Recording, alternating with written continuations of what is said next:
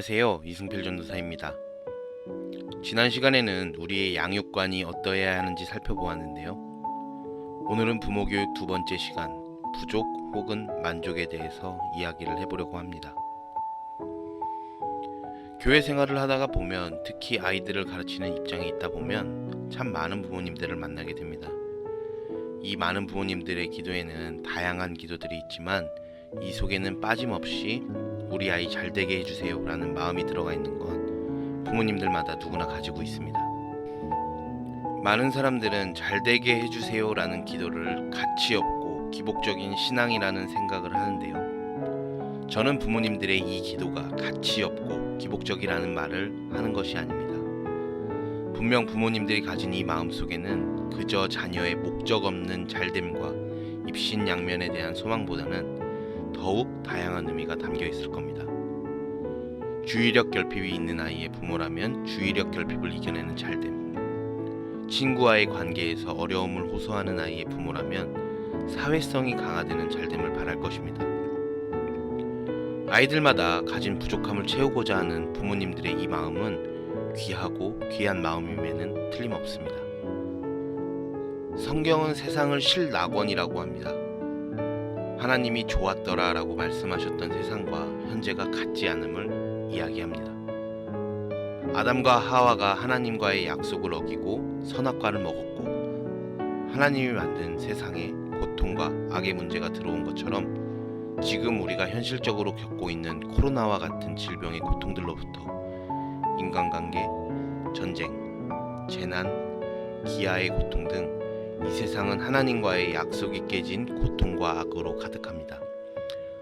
아이들도 마찬가지로 하루하루 살면서 고통과 악의 문제에 직면하고 살아갈 것입니다.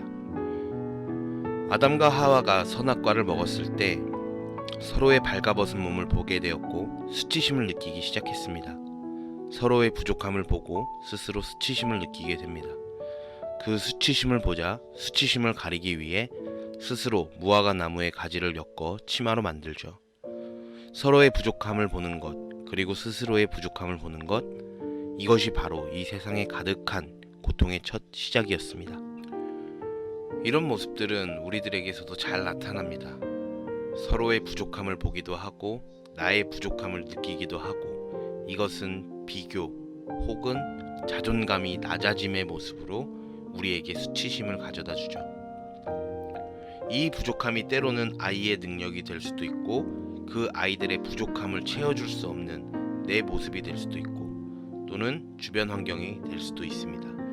부모님들이 자녀를 양육하며 불안해하는 이유는 이 신락원 속에서 아이들이 고통을 당하고 아픔을 겪지 않을까, 혹은 타인의 부족함이 우리 아이에게 해를 입히지 않을까 하는 그런 불안 아니겠습니까? 그런 우려 속에서 우리 아이 잘되게 해주세요 라는 기도로 내가 채워줄 수 없는 아이들의 부족함을 채우려고 합니다. 불확실한 미래 속에서 아무리 우리가 최선을 다해도 우리가 아이들에게 해줄 수 없는 부분이 분명하게 있기에 이 기도는 우리가 할 수 있는 최선의 노력이자 한계입니다. 성경은 사실 사람의 부족함을 채우라고 말하진 않습니다. 하나님과의 약속이 깨진 세상은 이미 돌이킬 수 없다고 이야기하죠. 아담과 하와가 에덴에서 쫓겨날 때 그들은 기존에 가지고 있었던 모든 것들을 잃어버렸습니다. 하나님은 자신과의 언약을 깬 사람들이 다시 돌아올 수 없도록 에덴을 지키셨죠.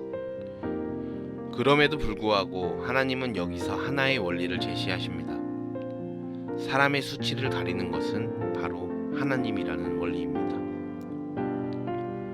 에덴 동산에서 하나님의 축복을 받은 모든 권리들을 잃고 쫓겨났던 아담과 하와에게 가죽옷을 지어 입히는 하나님의 모습을 통해 사람의 수치를 가리는 것은 신락원 속에서의 방법이 아니라 바로 하나님이라는 사실을 이야기하죠. 이 가죽옷의 원리는 시간이 지나 그리스도를 통해 우리에게 더욱 명확하게 다가오게 됩니다. 사람은 누군가를 모델링하는 것을 좋아합니다. 모델링이라는 말은 눈에 보이고 판단한 것들을 자신의 가치로 삼는다는 의미입니다. 아이들은 더욱 쉽게 타인을 모델링하죠. 부모, 친구 등과 같이 주변 사람들을 모델링합니다. 부모님들의 모습을 한번 살펴보시겠습니까? 부모님들도 마찬가지로 주변 환경에서 모델링을 해왔고 지금도 진행 중입니다. 부모님들의 부모님들에게서 본 모습이나 부모님들이 커오면서 봐왔던 환경들이 부모님들의 가치관을 바꿔왔을 겁니다. 그 모델링된 모습을 오늘 우리의 아이들이 모델링하고 있습니다. 아담과 하와가 하나님과의 언약을 어기고 에덴 동산에서 쫓겨날 때의 장면에는 두 가지의 인생관이 담겨 있습니다. 아담과 하와가 만들어 입은 무화과 나뭇잎의 가지와 하나님이 만들어 주신 가죽옷이 있죠. 사실 둘 다 사람이 부족한 건 똑같습니다. 하지만 가죽옷을 보는 사람은 하나님의 은혜를 알고 그와는 반대로 무화과 나뭇가지를 보는 사람은 자신의 부족함을 가릴 수 있는 방법을 찾습니다. 특히 무화과 나뭇가지를 찾는 유형은 낙원을 잃어버린 신라권에서 그 부분에 대한 부족함이 없는 것들을 모델링함으로써 스스로 자신들의 수치심과 부족함을 가리려고 합니다. 그러나 한번 묻겠습니다. 망망대해에서 나침반 없이 홀로 외로이 노를 젓는 것과 마찬가지로 어떠한 가치가, 어떠한 세계관이 정답이라고 말해주는 이 없는 것과 같이 신라권 속에서 살아가는 한계가 있는 모습이 모델링이 된다 한들 그것이 정답이겠습니까? 돈을 많이 번 사람이 모델링이 된다 한들 그게 정답이 아니란 건 우리 부모님들이 더욱 잘 아시지 않습니까? 물질적인 것만이, 명예적인 것만이, 권력적인 것만이 전부가 아니라는 건 누구나 아시는 사실입니다. 그렇기에 우리는 양육이라는 관점 안에서 우리 아이들을 위해서 또 나를 위해서 0점을 다시 조정해야 할 필요성이 있습니다. 부족함을 바라보는 0점에서 은혜를 바라보는 0점으로 우리의 0점을 다시 조정해야 합니다. 오늘도 우리 아이들은 부모님들을 보고 모델링이 진행되고 있으니 이 0점을 빠르게 조정해야 합니다.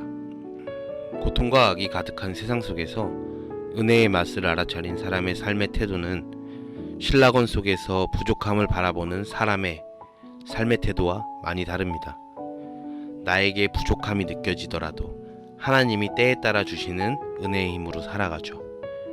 이 힘은 우리를 묵묵하게 걷게 만들고 해야 할 일을 하게 만듭니다. 그리고 때에 따라 주시는 은혜를 기대하게 만들죠.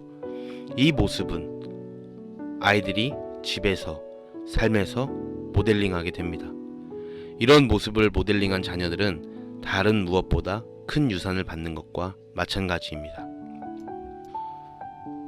제가 우리 부모님들에게 궁금한 것은 이것입니다.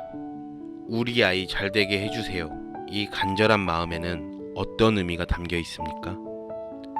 무화과 나뭇가지처럼 고통과 악이 가득한 세상에서 그들의 방법대로 그들의 수치를 가리시길 원하시는 겁니까?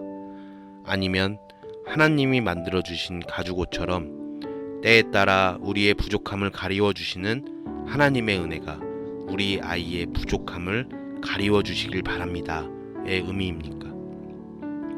저는 이 기도가 진정으로 빠르게 이루어지기 위해서는 부모님들의 삶을 통해 아이들에게 잘 전달되어야 한다고 생각합니다. 부모님들의 삶에서 은혜로 채우시는 하나님의 모습이 아이들에게 전달된다면 그 기도는 누구보다 큰 유산으로 아이들에게 전달될 것입니다. 우리 부모님들의 가정에 이런 축복이 있길 주님의 이름으로 축복하고 또 축복합니다. 지금까지 이승필 전도사였습니다. 감사합니다.